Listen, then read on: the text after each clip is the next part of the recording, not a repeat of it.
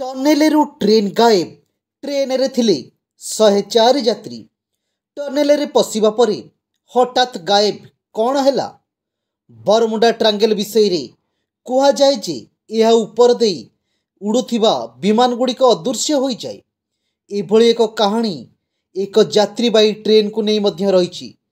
Train एक tunnel रे प्रवेश कला, किंतु दुनियार सबुठारु रहस्यमय स्थान बा सामुद्रिक स्थल भाव में बरमुडा ट्रांगेल सर्वशीर्ष रही। एही उपर दे उड़ुथिबा किछि यात्रीवाही विमान निखोज घटना समग्र विश्व रे आलोचना होइतिला।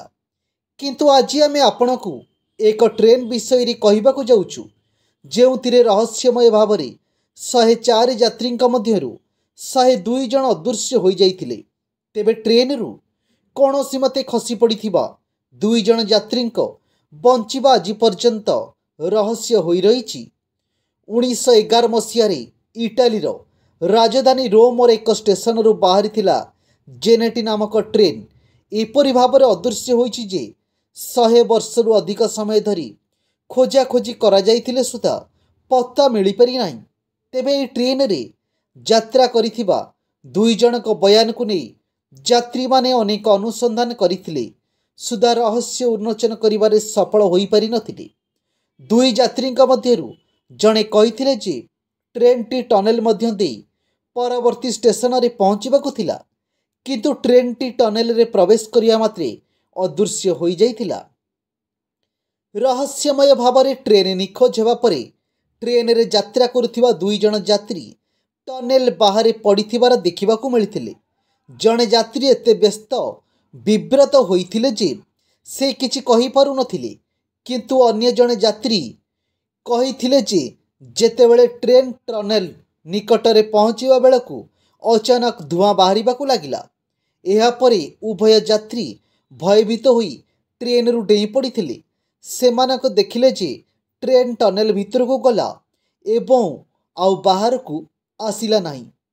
1911 रे इटाली जेनेटी रेल कंपानी एक नूतन ट्रेन निर्माण करिथिला। एहार कोच ठारू आरंभ करी इंजिन पर्यंत सबकिछि नुआ थिला। कंपानी एक परीक्षा भाव में मागणारे यात्रा करने यात्री को आमंत्रण करिथिला।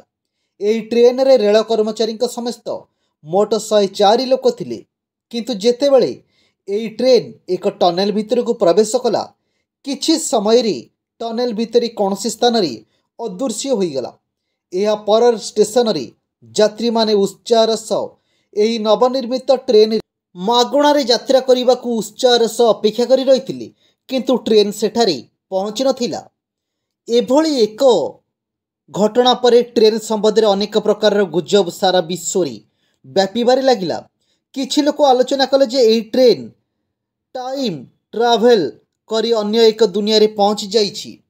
तेबे वर्तमान पर्यंत वैज्ञानिक निखोज ट्रेन विषय रे कौनसी सूचना पाई नांती। एथि सहित किछि वर्ष परे अनेक लोक दाबी करथिले जे एही ट्रेन र किछि अंश रूस, यूक्रेन एवं जर्मनी रे मिलिथिला। तेबे एही दाबी नै कौनसी ठोस प्रमाण नाही। आउ केतेक तत्कालीन रिपोर्ट मुताबक एही ट्रेन र अंश विशेष मेक्सिको रे मिलिथिबा दाबी करथिला। तेबे कौनसी दाबी नै किछि प्रमाण मिली पारि नाही। किछि बुद्धिजीवी आलोचना कले जे एही ट्रेन टाइम ट्रावेल माध्यम 71 वर्ष समय पछकू चली जाइथिला।